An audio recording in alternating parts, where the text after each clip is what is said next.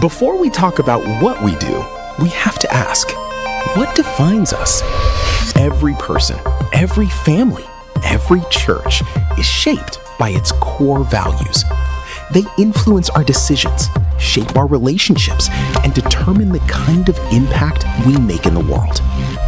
In this series, we'll discover the biblical values that shape who we are as a church and who God is calling us to become. Because culture doesn't happen by accident. It's built by what we choose to center our lives on. Join us as we explore the cores and discover the values worth building your life on. Good morning.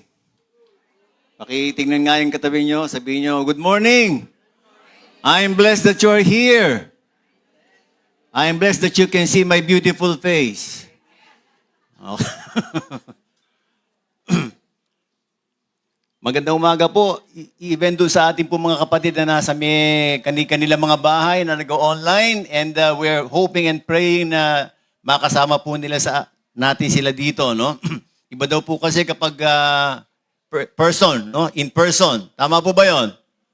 Kaya kayo nandito palagi, di ba? Kasi gusto yung in person palagi. Tama ba? Okay, we are now on the second topic of our series entitled The Cores. No? At nakita natin kanina sa ating video that the core values is the one thing that defines us as an individual. It's also the one thing that defines our families, our church. No? And pag pinag-usapan po natin ng core values, meron po tayong core values sa ating church. No? At ang acronym po nito ay, pakibasa nga po, cares, no? Because our church cares. Okay? And ano po ba ibig sabihin nitong cares na ito? Ito po yan. That our core values consist of us defining us that we are a Christ-centered church, anchored in the Word. We have radical compassion, and whenever we do something, we do it with excellence. At gusto po natin na tayo po as a church ay magkaroon ng impact doon sa surrounding community natin.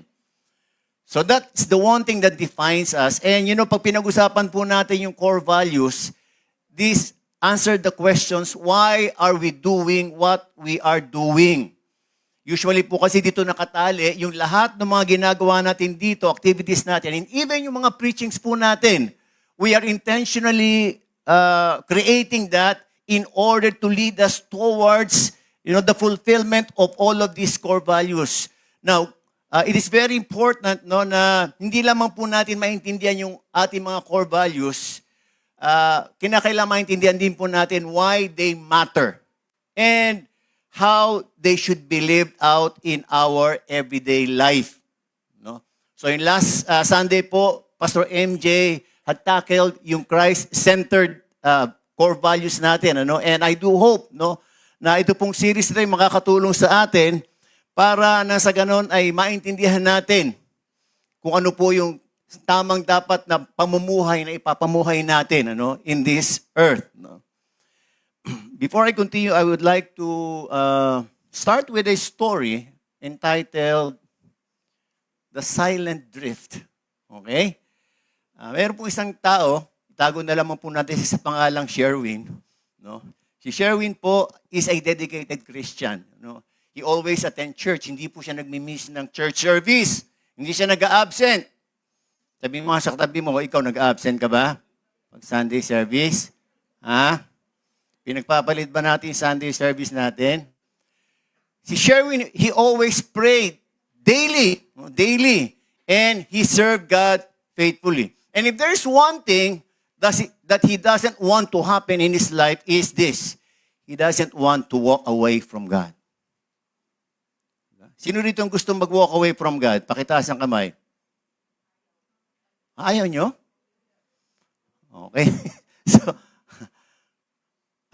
So yun po yung kanyang ideals. Yun po yung kanyang values. No? Ayokong umalis sa poder na ating Panginoon. But, hindi po niya napansin, as he goes on in his Christian life, his silent drift began when he started making wrong choices. Small wrong choices at a time. It started with busyness. Sabi nga natin, busyness. Sino ba rito mga busy? Okay. Sabi niya, pagod ako sa work. No? So, pahinga muna ako. Hindi muna ako mag-church. Ayan. I'll skip church. I was so tired, no? Nagtrabaho ko hanggang Sabado ng madaling araw, no? So, yung kanya pong once a month, naging twice a month. At ang nangyari, naging once in a while na lang siya nagsiservice. Okay? Yung kanya pong Bible reading, dati-rati, chapters ang binabasa niya. But now, mga verses na lang, short verses na lang. No? And then, dati po, he has, a heartfelt conversation with God, no? And he enjoyed the presence of God while he's praying. Ngayon po, para bang naging request na lang, small request na lang, yung kanyang prayers, no? Pagkatapos, bigla magsasabi ng Amen. No? Ayan. It also affected his social life, no? And yung kanya po mga sets of friends has changed. And his sets of friends, nawala na po yung conversation about faith. And he starts to laugh at the wrong jokes that his friends are throwing at him. Okay, so not only that, slowly he started skipping giving his tithes. Ayan. Because sinabi niya, money is tight. Sobrang tight ako ngayon sa budget ko. Hirapan ako. Di ba? Para bang sa kanya, pag nagbigay pa ako ng tithes, lalo akong mahihirapan. Oh? Pero bang nagkakaroon ng ganyan dito? Ha? Wala naman siguro, no? Wala niyan sa alabang. Amen ba yun? Hindi sumasagot, siguro meron. Okay. Sabi niya, sa tuwing siya i-convict ng Holy Spirit at sinasabi niya, hindi naman masyadong seryoso to. No? God will understand. Anyway, hindi naman ako nawawala sa Kanya. So, yun po yung mga sinasabi niya. Until one time, he found his old Bible, and when he opened it, it's full of dust. No? And he suddenly realized that he had not left God with one big act of rebellion, but he has just stopped investing in his relationship with Him in an everyday living. And as he looked back, he saw that the Lord is so far from him. Have you experienced that, mga kapatid? No? Backslide. Akala mo okay ka pa, no? Para bang akala mo pa okay ka pa dahil tapos may mga ginagawa tayong mga bagay na hindi natin dapat ginagawa as Christians. Hindi natin alam that is causing us to drift slowly away from God. And when we look back, nakikita natin ang layo na pala ng Panginoon sa atin. And He did not plan it. He did not wake up in the morning saying, Lord, I decide to walk away from you today. Starting today. I want to abandon you. Anybody of you have prayed that prayer? Na pag-isip mo sa umaga, Lord, gusto kong umalis na sa'yo. Hindi na kita susundan. Yeah? And I'm sure na hindi po natin gagawin yan. That is the last thing that you all will do, to walk away from God. No? But we all know that all of us have the tendencies. We all have the tendencies to walk away from God even though we don't want it. No? Alam niyo po ba kung nasaan yung lahat ng mga backsliders? Kung nasaan sila? Nasa loob ng church. The backsliders are inside the church. They don't know that they are already backsliders. They don't notice it. Because they think, dahil wala nangyayaring pangit sa kanila, masama sa kanila, they think that they are still in the Lord. But, the Lord is very, very far away from them. It always begins with small compromises. I will skip my Bible today. I will pray tomorrow. Missing Sunday service will not matter. This sin is not serious. Yan, no? So, nasasanay na. Yung mga maliliit na sinungaling, okay lang naman yan sa Panginoon. Maintindihan niya yan. So, if you don't want to walk away from God, then I do believe that you want to, to know how to prevent yourself from backsliding. Tama po ba yun? Gusto po ba natin na huwag tayong mag-backslide? Yata na iba eh. Pag ayaw nyo, hindi na natin tutuloy ito. Ha? I do believe gusto po natin yan. How do we keep ourselves from backsliding? Let me show to you one little by little, ang ating pong heart will grow cold until it becomes frozen. No? And we find ourselves disconnected with God. Ito po, malaking barko po ito, no? Imagine nyo, itong barko na to ay mag-drip away doon sa may ocean, magliwaliw. Parang ang hirap, di ba? Ang hirap ibalik, no? Now, bakit siya naka-steady dito? Well, of course, we know. Nakita natin to. Because of this metal thing that is very heavy, connected with a chain, no? Ang tawag po natin dyan ay, ano po yung anchor? Parang dairy cream yan eh, di ba? Yung, anchor pa. Okay, hindi. Anchor is a heavy object attached to a ship by a chain or rope, and it is lowered to the seabed to keep the ship from drifting when the wind, waves, or current become strong. So that's the use of the anchor. No? Now, nag-research nga ako, sabi ko, so kung ganyan yan, so pag nasa gitna kaya ng bagyo yung mga vapor, pwede ba nilang ilaglag yung kanilang tawag dito yung anchor nila so that they will be prevented from drifting doon sa malalakas na waves? Ang sabi, doon sa research ko, hindi daw po wise thing to lower the anchor when you are in the midst of the sea because the ocean is very deep. Kasi the anchor pala should reach the bottom in order to make the ship stable. Pag nasa gitna ka kasi masyadong malalim, so hindi aabot sa seabed, no? Sa seabed yung anchor, no? Now, the anchor does not stop the storm, but it keeps the ship from being carried away by the storm. And a ship's anchor is only effective if it grips something solid beneath the surface. It should be able to grip the seabed and it must be able to reach the bottom. So that's the principle of the anchor. No? Now, spiritually speaking, mga kapatid, we need not only an anchor in our lives. Do you believe that we need an anchor in our lives? Yes, of course. But we also need to make sure that our anchor is fastened, connected into something that is solid, firm, and stronger beneath the surface. No? Dapat na doon sa malalim. Now, yung pong spiritual anchor na sinasabi natin is usually referred to in the Bible as our hope. Sabi po sa may Hebrews 6:19, we have this hope as an anchor for the soul, firm and secure. So when we talk of anchor, it talks about our hope. Now, the first question that we need to ask is, if our hope served as our spiritual anchor, the question we need to ask is, where is my hope resting?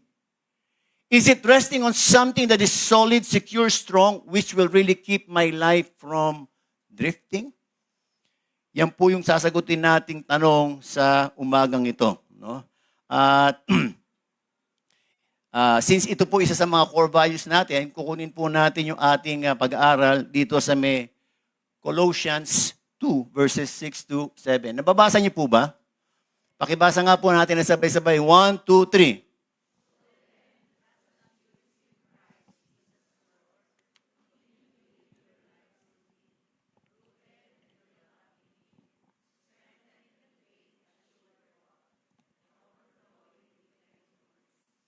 Okay. No. Ito pong binasa natin ay sulat ni Pablo and Ang title po ng ating pag-aaral ngayon is, pakibasa nga, Anchored. Are we anchored in a secure and strong foundation? Manalangin po muna tayo. Maraming salamat po sa pagkakataong binigay mo sa amin.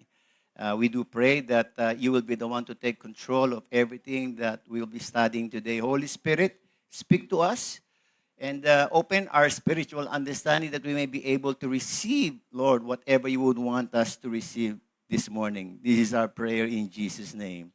Amen. Konting context lamang po. Colossae, mga kapatid, is the main trade route from east to west sa Rome. No? Colossae is part of Rome. No? But along the exchange of the trades in Colossae, there is also the exchange of, mixed beliefs, yung tinatawag po natin mga weird religious teachings na nag-spread. No? And, all of these things that is spreading, yung mga mysticism, legalism, is attacking the gospel that Paul is preaching in Colossae. No? Ito pong letter na to was sent to reinforce the truth of the gospel in light of this deceptive teaching. And of course, ang author po nito ay walang iba kundi si Paul. At sinula po niya ito in 62 AD while he was in prison in the city of Rome. No? Now, ang audience po niya rito ay a church that he did not personally establish, but he loved these people. No? And it was addressed to most Christians who came from Gentile background. Puro halos mga Gentile background po ito. No? And one thing that is note-taking here, most of the members of Colossae are responsible citizens of Colossae. No? So, mga law-abiding citizen po sila ng Colossae. And sa kanila po, they're struggling to connect their new life in Christ with how they have to live their lives in Colossae. In the midst of all of this, spreading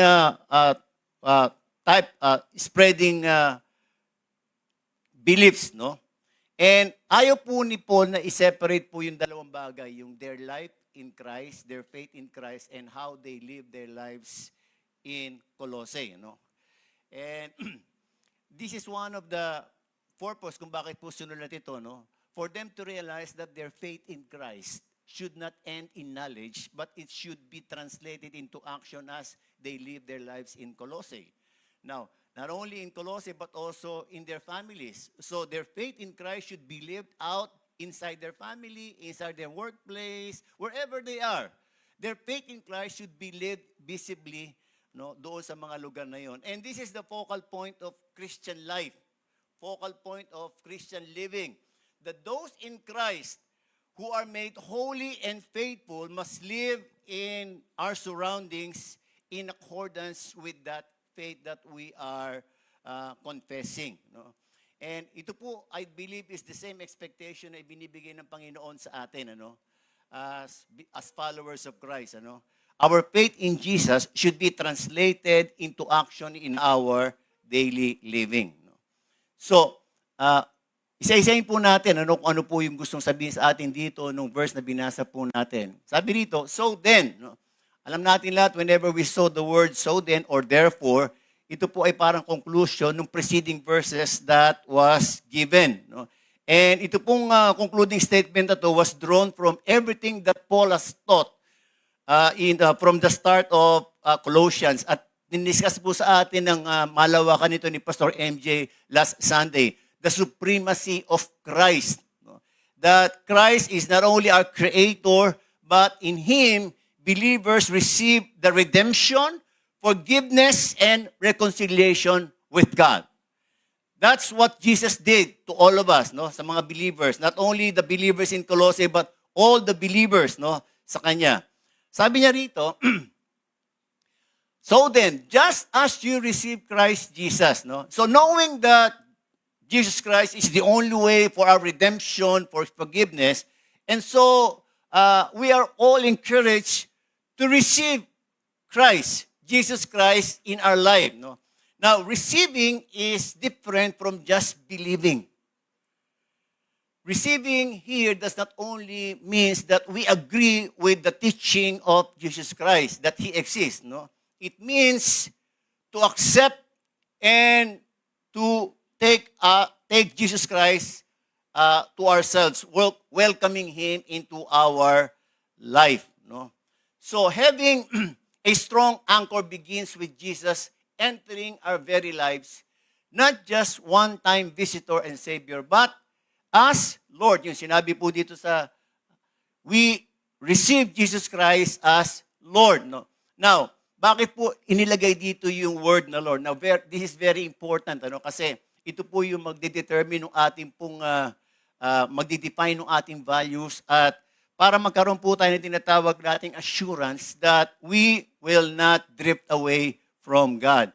Pag pinag-usapan po natin yung word na Lord, it came from the Greek word kurios, which means master, owner.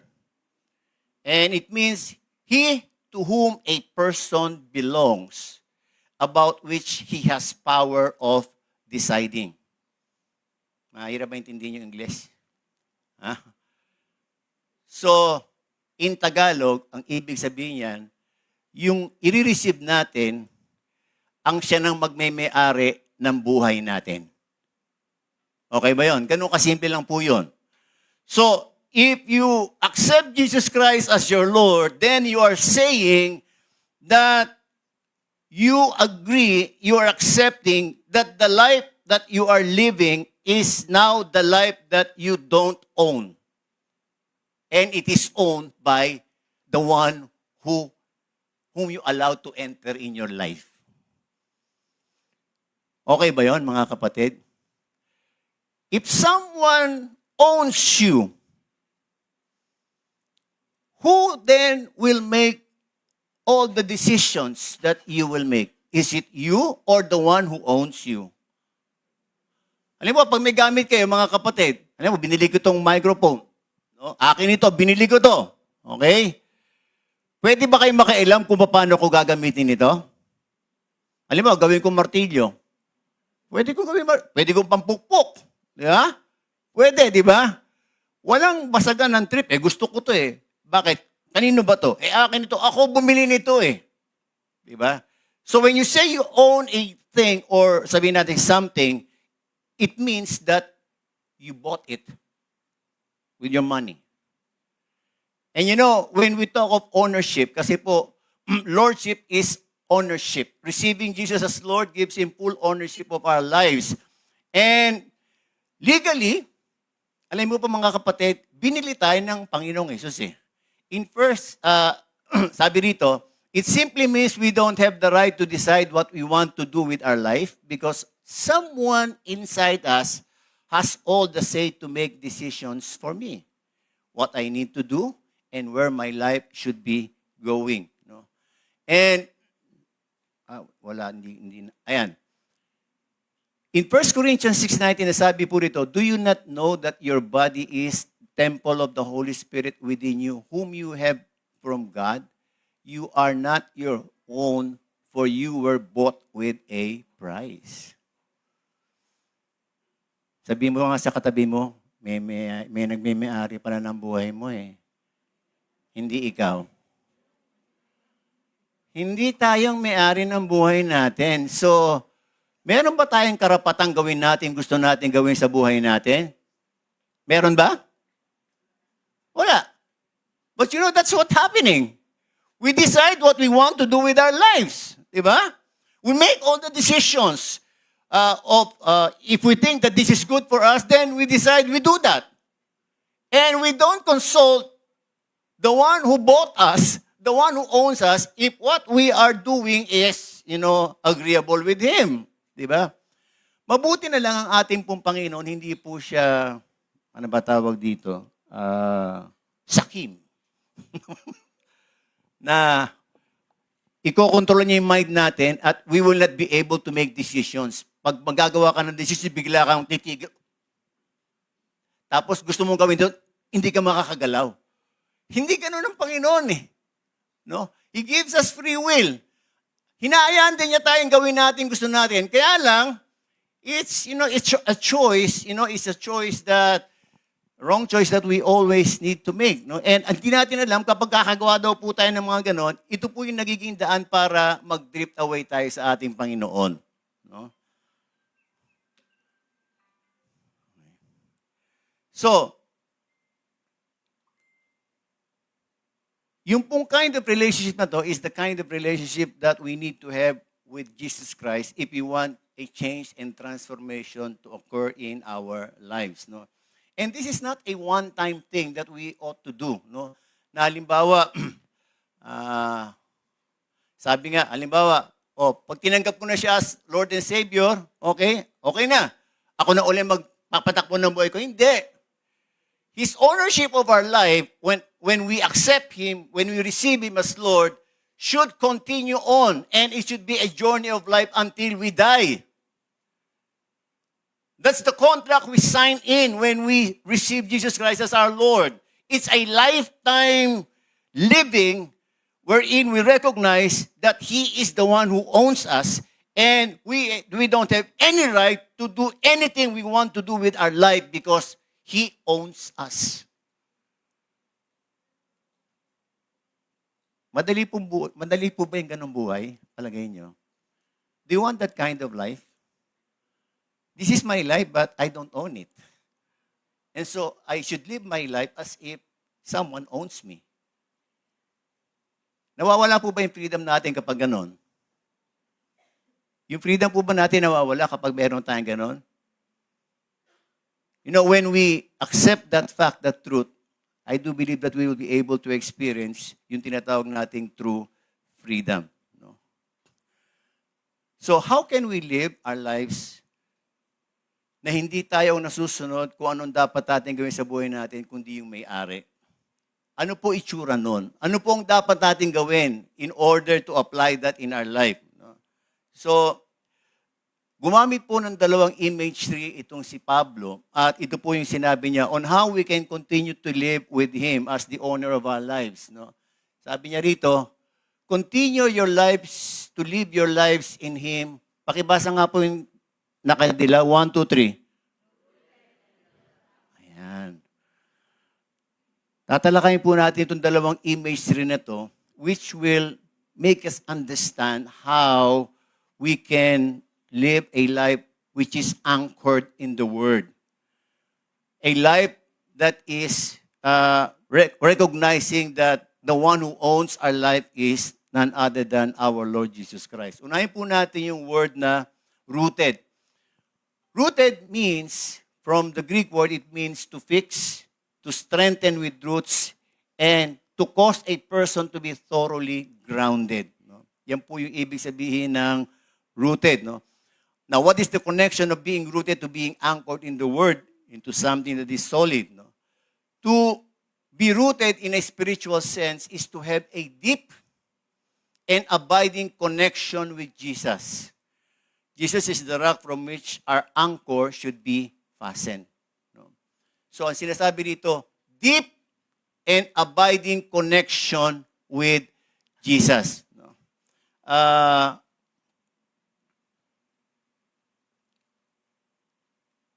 Nagbigay po ng explanation ng ating Panginoon dito kung how we can live a life that has a deep and abiding connection with Him. And ito po yung kanyang imagery na ginamit ng ating Panginoon, the vine and the branches. I know you are all familiar with this, di ba? So Jesus is the vine. Ano po tayo? We are the branches. And it is in the branches that the fruits ay lumalabas, no? And napakaganda po ng illustration ng ating Panginoon. Ginamit po niya yung ubas. At hindi niya ginamit yung lansones. Kasi yung lansones, hindi sa branch lumalabas yung bunga sa trunk. No? So, very good po yung illustration ng ating Panginoon. Ano? And Jesus has said something about this connection that we are talking about. At makikita po natin yan sa John 15:4 and 5. Ang sabi dito, abide in me, and I in you, as the branch cannot bear fruit by itself unless it abides in the vine, neither can you unless you abide in me. I am the vine and you are the branches. Sobrang self-explanatory lamang po ito mga kapatid. Kung si Jesus Christ ang vine at tayo ang branches, in order for us to have a rooted life, the branch should be connected with the vine. Tama po ba? What happens if the branch is not connected with the vine? Ano mangyayari sa branch? Mamamatay. No? So that is the kind of connection that we need. No? Abide means to remain as one, not to become another. No? And so the kind of connection that we need, no, if we want our life to be rooted in Jesus, is not just an intimate relationship. Minsan sinasabi natin, Jesus is my friend, Jesus is my brother. No? Pero alam nyo, the kind of relationship that Jesus wants to have with us, no, so that we can be rooted in Him, is the kind of relationship to being one with Him. Attached with Him all the days of our life. Hindi po dapat nawawala yung disconnection. Ano? Tayo po, di ba, kapag halimbawa, nawawalan tayo ng connection sa Wi-Fi, nainis tayo, di ba? Sino nainis dito? Kapag nawawala tayo ng connection sa Wi-Fi, hindi ba kayo naiinis pag nadidisconnect kayo sa Diyos? Naiinis tayo pag wala tayong Wi-Fi, pero okay lang sa atin kahit disconnected tayo sa Diyos. Bakit? Minsan kasi hindi natin alam na-disconnected na pala tayo sa ating Diyos. No? Sa Lord, walang dead spot. Kahit na nasaan ka, pwede tayo mag-connect sa Kanya. Sino po bang nawawala? Ang Lord o tayo? Okay. Buti na lang, alam natin. Ano? Okay. So, kaunting bali lang. Minsan po meron ako nakitang branch. Kaunting bali lang po ng branch doon sa may vine. No? Kaunti lang. Alam niyo po mga kapatid, nagiging brown na yung branch. Kasi, if we are connected with Jesus Christ, of course, we will be able to, to get all the nutrients and the vitamins that is directly coming from the roots. Kasi, yung roots, the nourishment that the roots get will go up to the vine and it will, go to the branches. So whatever the vine has, whatever strength that the vine has, whatever, blessings that the vine has, the branches will have if we are connected with the vine.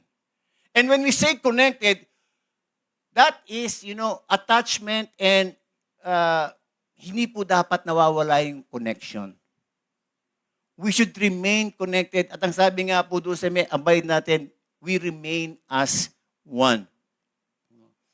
Yan po yung ginawa ng ating Panginoong Jesus when He was here on earth.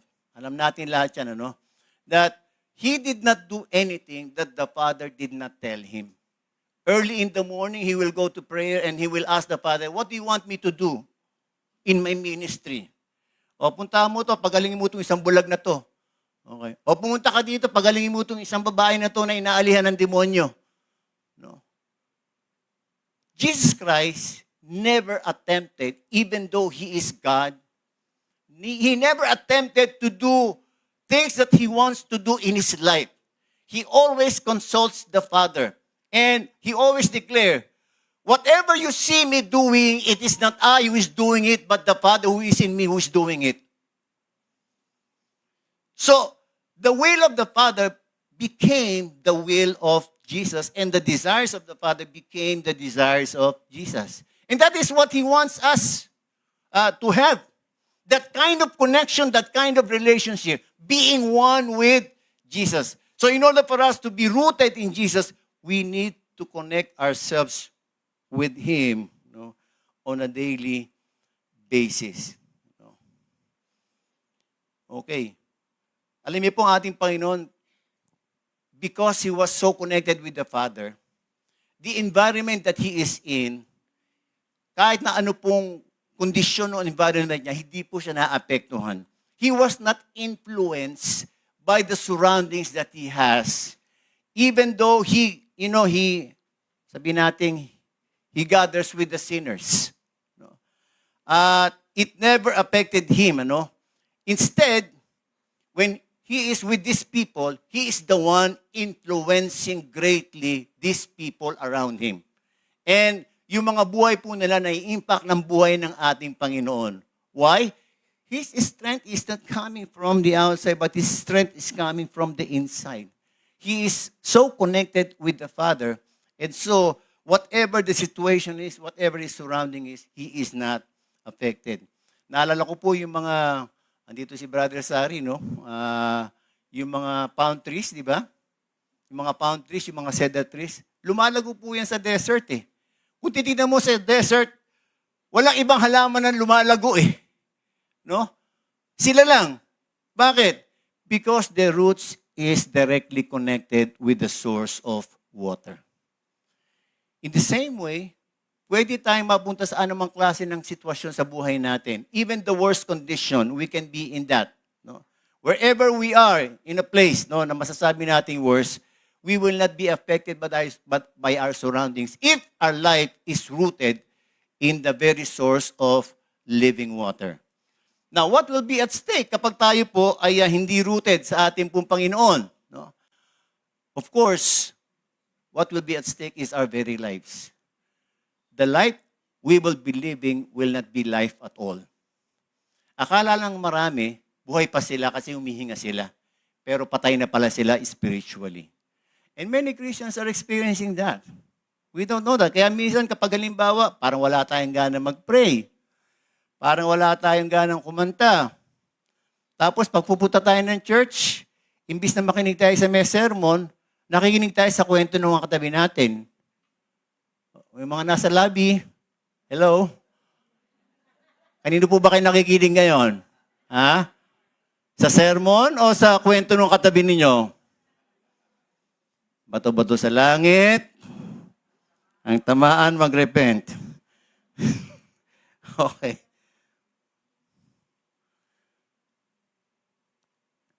Next, mga kapatid, ano po yung susunod? Built up. Ano po ibig sabihin ng built up? To finish the structure of which the foundation has already been laid. No? And ibig sabihin din daw po nito is to grow in our spiritual life in conformity with Christ. Yung po yung ibig sabihin dito ni Pablo nung isinulat po niya ito. No? Now, ano po yung connection nito in being anchored in the Word? Paul is using the imagery of building a structure. No? Di po ba pag gumagawa tayo ng isang building, it can only rise upward only if the foundation is already laid. Tama po ba? Wala po kayong nakitang gumawa ng isang structure na walang pundasyon. The higher the structure, the deeper should be the foundation. Tama po ba? So, it cannot rise if it is not founded in a good foundation. And it's an ongoing process of construction.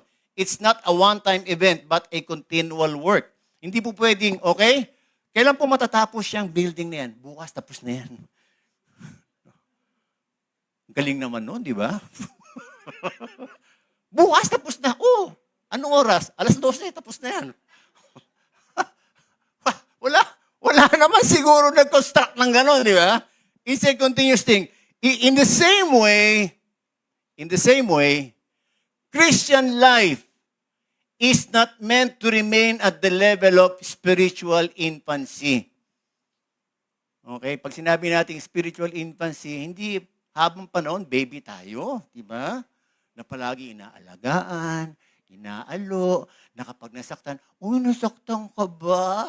Yeah, di ba? Oh, sige.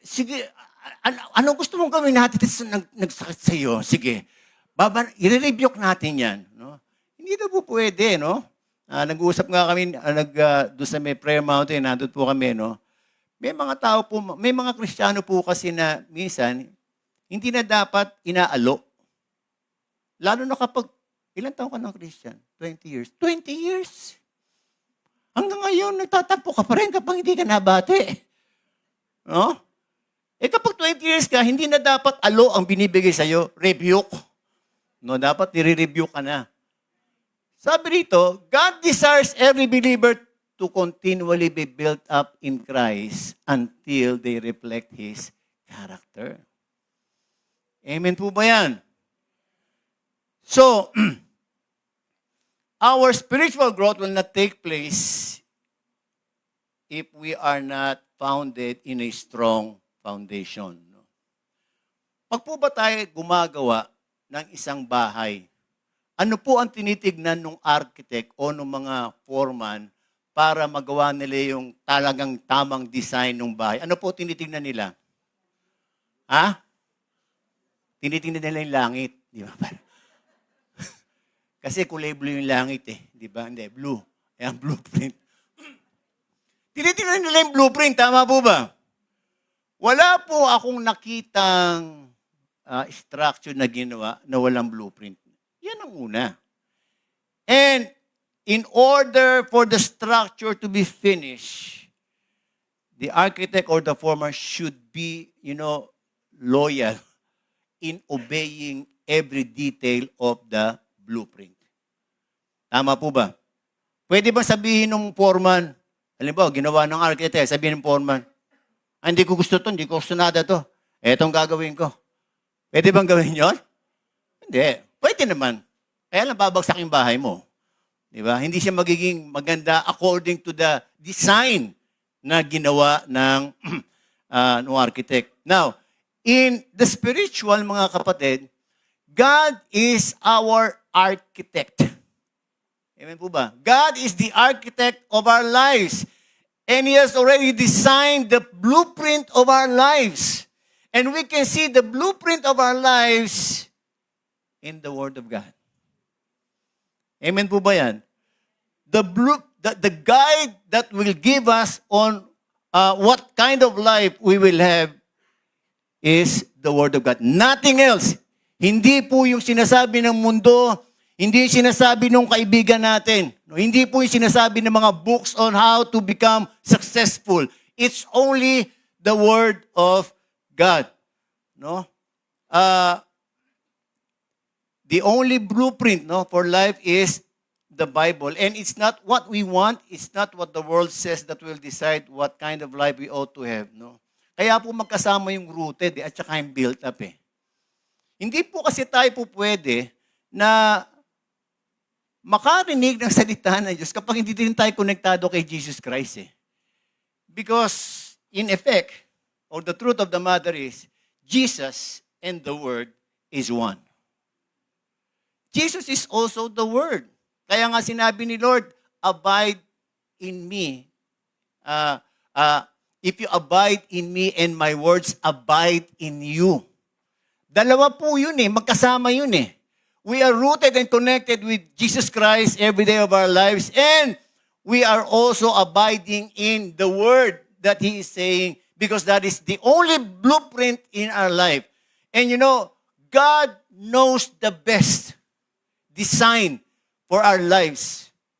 At wala po tayong karapatan na maging marunong pa sa Diyos at mapapatakbuhin natin ang buhay natin nang hindi ayon sa Kanyang salita. Tama po ba, mga kapatid? That is the way how to live our lives na hindi po natin pag-aari. Yun po yun. We need to be rooted with Christ, abide in Him, and we need to abide in His Word. So, ano po yung practical meaning pag pinag-usapan natin yung anchored in the Word? To anchor our lives in the Word of God is not just about reading it every day. Okay? Sabi po ang ating Panginoong Jesus, everyone then who hears these words of mine and what? Does them. So pag nakikinig lang po tayo, at hindi naman daw po natin ginagawa yung naririnig natin, hindi daw po magiging strong foundation yung narinig natin sa ating buhay. Meron daw po isang pastor na who visited a family. And pagpasok po niya sa may bahay, they proudly show the display of the large Bible in their sala. Wow! laki ng Bible, di ba? Large print. Okay, no? It looked beautiful, no? Pero ang sabi niya, nung binuksan daw niya, a thick cloud of dust ang lumabas doon sa mga pages. Ang sabi niya tuloy, the Bible decorated their homes but have not directed their lives. Dekorasyon lang yung Bible. Owning a Bible and reading it is not the same as living by it. Agree? Only the Word of God that is read, believed, and obeyed can serve as a strong anchor in our lives which will lead to our transformation and spiritual growth. So hindi po yung Word of God ang nagbibigay sa atin ng growth. It's obedience to the Word of God that we hear that will allow us to grow spiritually. Now, what is at stake kapag hindi daw po natin ginawa ito sa buhay natin to being built up in the Word of God? Ang stake po dito is our very lives and the lives of the next generation after us.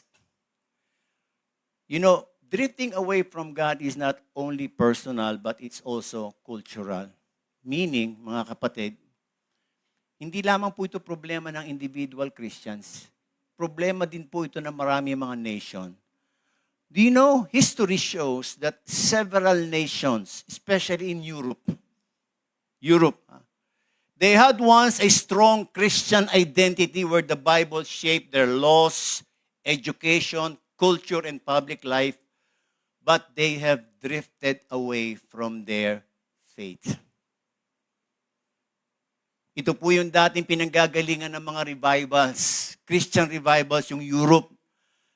Europe also is the nation that is sending thousands of missionaries to all over the world. Kaya lang, along the way, mga kapatid, they have drifted away from God. And you know, the decline of Christian influence in a nation usually does not happen overnight. It often follows a gradual pattern. People stop reading God's Word. Prayer becomes less important. Biblical truth is replaced by human opinions. The next generation is not taught the faith faithfully, and sin becomes normal. You know, if the nation start to experience this, the nation will soon drift away from the Lord. The danger is not merely persecution or pleasure from the outside, but it is drifting from within. Allow me to show this to you. Nations rarely abandon God in a single generation. They drift little by little. Families stop reading the Bible. Churches compromise truth. Parents stop discipling their children. Soon, a generation arises that knows about God but does not truly know Him. Isang example na rin po dito yung bayan ng Israel, mga kapatid. Si Moses was able to disciple Joshua. And so the work continues. Moses was not able to go with the Israelites to possess the land. But it was Joshua who finished the task. But you know, Joshua was not able to disciple the next generation. And so after Joshua, there is Judges. And in Judges, it says there that people do what they think is right because there's no one leading them. Now, gusto ko pong natin ito.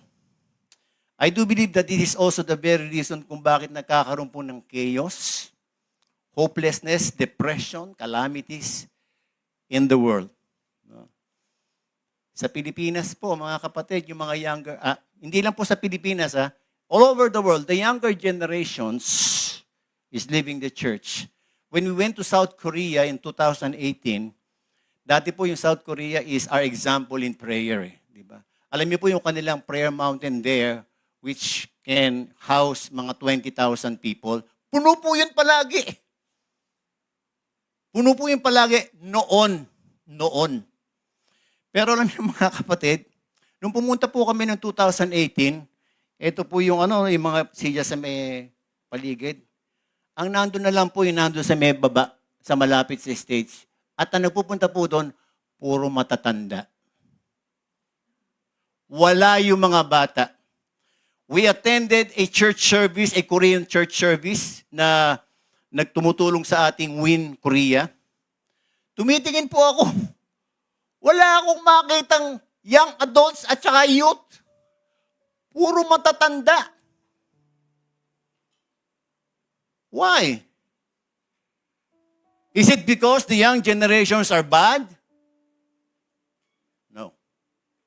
You know, the reason why there are many delinquent children in the world, the reason kung bakit ginagaya na rin natin United States, no? Nasaan ba yung mga youth? Wala sa church eh. Nasa labas, namamaril ng mga tao. No? Ginaya na rin ng di ba? Yung nakaraang news natin sa GMATS, yung kay Brother Lance, di ba? Hindi ko alam kung yung mismong magtangkang magbaril, siya yung nandun sa may text na inaaya daw po siya kasi ng parents niya na umattend ng service. Biro mo yun? No? Ayaw umattend ng service at ang gusto niya, doon sa labas, mamaril. No? You know, the wisest king who ever lived, who is that? Solomon. He concluded in his book, ang sabi niya, life will be meaningless apart from God. Now, there are only two things that you need to remember, and this is the whole duty of mankind. Whether, ano man ang religion mo, whether mahirap ka, mayaman ka, whether matalino ka o bobo ka, there are two important duties that you need to do. What's that? To fear God and to obey His commands.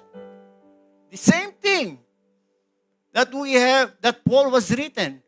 To fear God is to have reverence with Him and to take Him seriously, to value what He says, to value what He wants in our life. That is being rooted.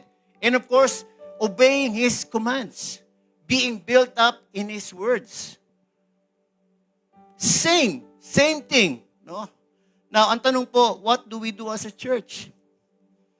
Well, this is the reason why we have these core series topics. We are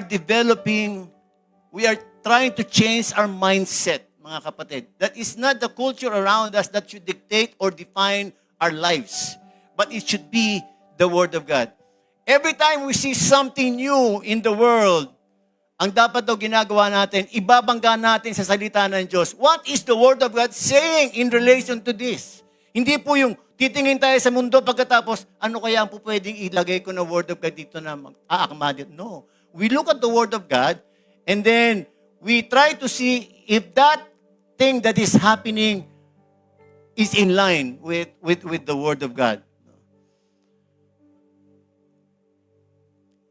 Kung tayo po ay mga leaders, workers, and members sa church na ito, mga kapatid, and if you believe that it was God who brought you here to be a part of this family of God, this is the culture.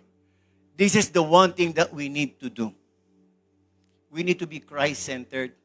Pangalawa, we need to be anchored in the Word of God. Kung ayaw po natin, wag nyo. Maybe this is not your place. But if you decide to be in this church, this should be done by each and every one of us. Pwede ko pa makita yung mga kamay ng mga father dito? Konti lang. Konti lang. Gusto ko po mag-post ng challenge sa atin, mga kapatid. Kasi pag pinag-usapan po natin itong rooted and built up, kasi meron tayong nabasa ito. Pakibasa nga.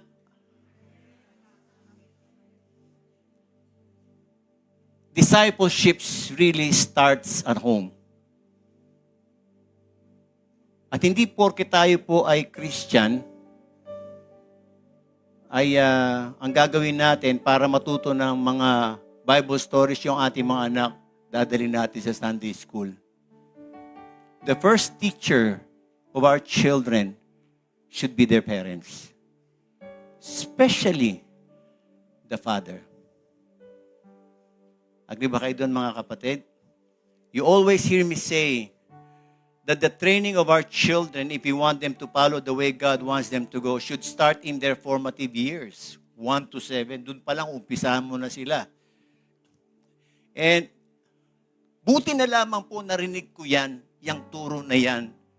1-year-old pa lang si Paul. Buti na lang. At buti na lang, bago nasundan si Paul, 4 na taon. Kaya nabugbog po si Paul ng hindi lang mga word of God, mga verses na memorize ko. Yung mga Bible story, naubos na yung mga Bible story sa book eh. So ang tinuro ko na sa kanya, yung history ng church, history ng Israel. Kaya bata pa lang si Paul, alam niya na yung history ng Israel. No? And, dapat daw po mga kapatid, habang bata pa, hindi lamang daw po natin bubusugin sa salita ng Diyos yung mga anak natin, bubusugin po natin sa love through our touch. Mapababae man o mapalalaki. I've learned that. And I saw the effectivity of that. Kaya alam ko po mga kapatid, kapag ang isang bata, I know in the first 5 minutes kapag ang bata, hindi nabusog ng pagmamahal at ng oras ng tatay, tangkarot, makulit, ang daming tantrums. Yung anak ko nga si Kale, pag nakakita siya ng mga bata na, alam niyo po yung mga anak ko, puro lalaki. No? Pero hindi mo sila makikitang, yung asawa ko, mahilig siya maglagay ng mga kuti sa mga salas namin eh. Hindi mo sila makikitang gagalaw nun kasi alam nila hindi yung toys. Meron kami naging bisita dati, anak ng isang member natin. Babae. Kung ano to? Umaakit sa kurtina.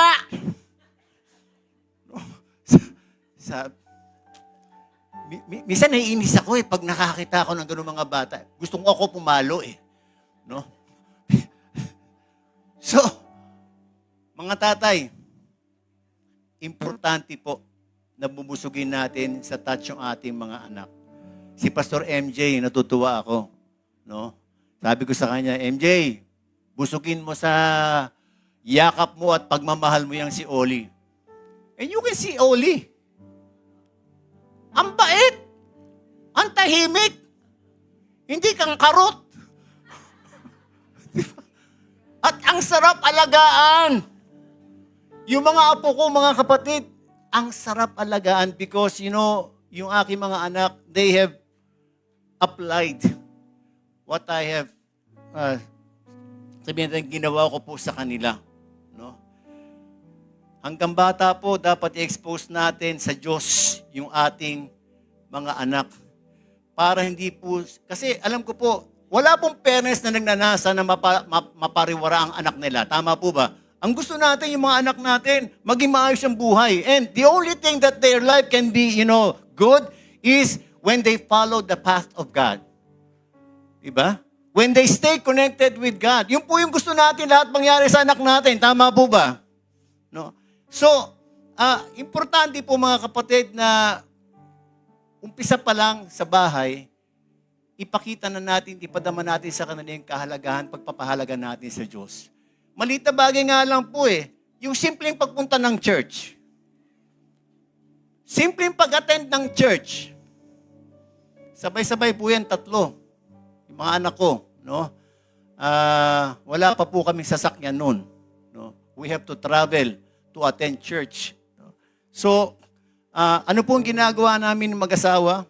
Sa gabi pa lang, piniprepare na po namin sila. Pinagpe-pray na po namin sila. At sinasabi namin sa kanila, a-attend tayo ng church bukas at kailangan maaga tayo. Siyempre, sa umagang, hirap gisingin yan. So, ang dami kong mga ways para gisingin sila eh. Kukunin ko sila, tapos, okay, Superman! Ooh, Superman, yes! Diretso sa CR. O, paliliguan na. No? And they saw, hindi po namin alam, nakikita pala nila yon.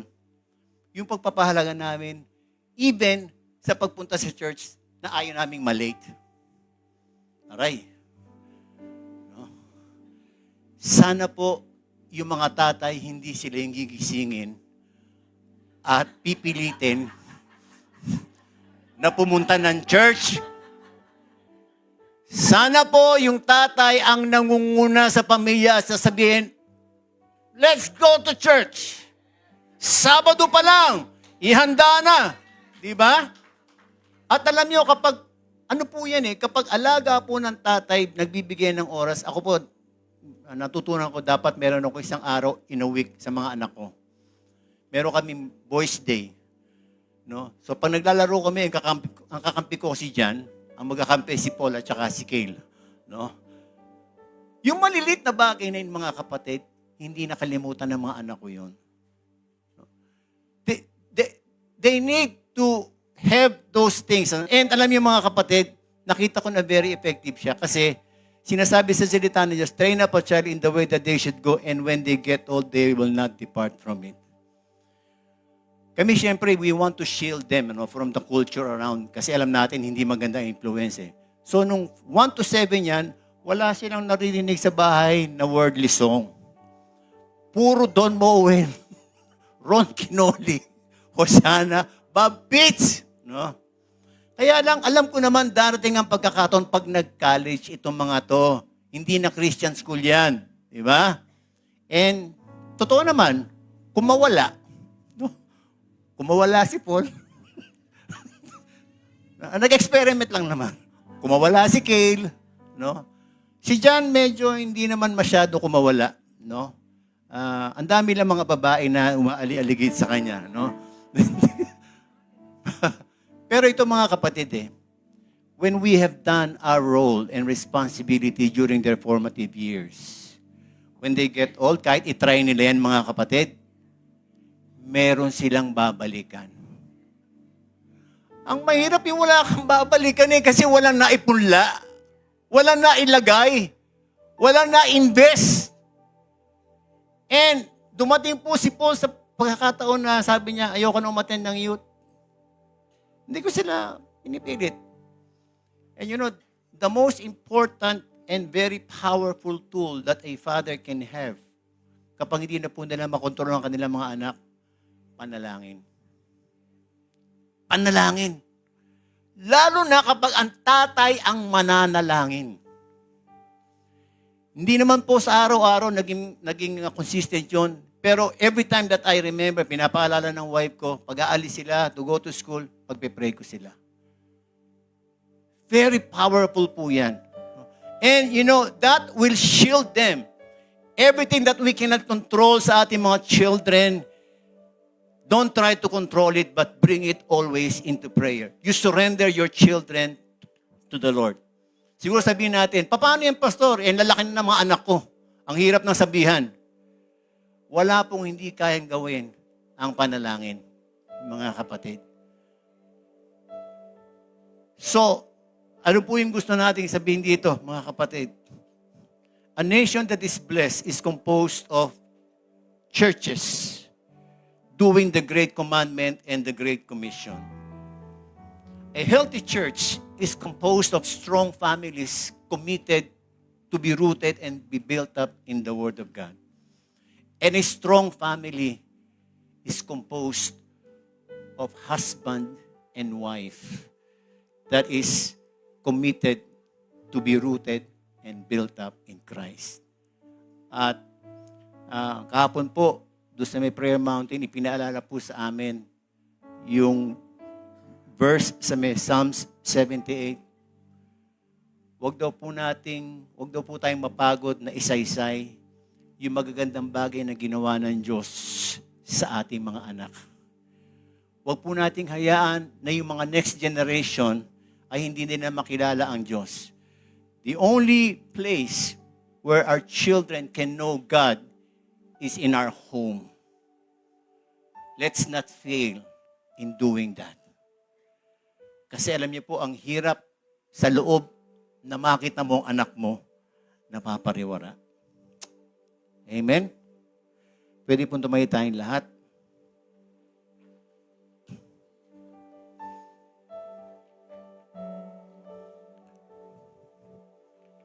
Mamaya po sa ating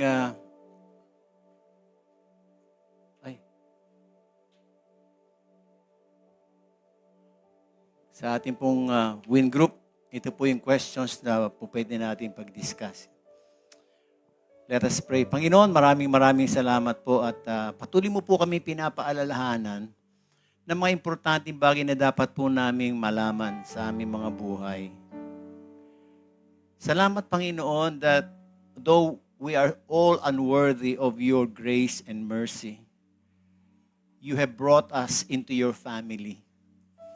And you have allowed us na magkaroon ng access in relating with you, not only an intimate relationship, but to becoming one with you. Salamat din, Panginoon, sa mga salita mo na patuloy mong ibinibigay sa amin na nagbibigay daan para mas makilala ka po namin at maintindihan po namin yung the kind of life that we ought to live. Not only inside the church, but also outside the church. Lord, I pray right now for all the parents here, for all the fathers here. I pray, Panginoon, na ikaw po ang magbibigay ng guidance and direction sa kanila. Wisdom kung papaano po namin palalakin yung aming mga anak. Lord, we even pray that you will allow us to have that heart that always follows you. Na hindi lamang po kami makikinig ng salita mo, kundi i-apply po namin ito sa aming mga buhay. Lord, we pray, especially sa mga younger generations ngayon.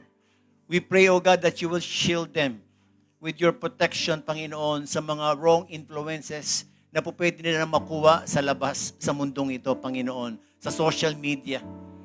Lord, we pray that parents will begin to commit themselves to pray for their children daily kahit malalaki na po sila, Panginoon, because we know that that is the provision that you have given to us as parents. Lord, allow us, Panginoon, na ma-enjoy po namin gawin yung mga dapat po namin gawin. Because we know that as we obey your commands, Lord, makikita po namin ang benefit nito hindi lamang po sa aming mga buhay, kundi sa buhay po ng aming mga anak. Maraming salamat po. Itong aming panalangin sa pangalan ni Jesus.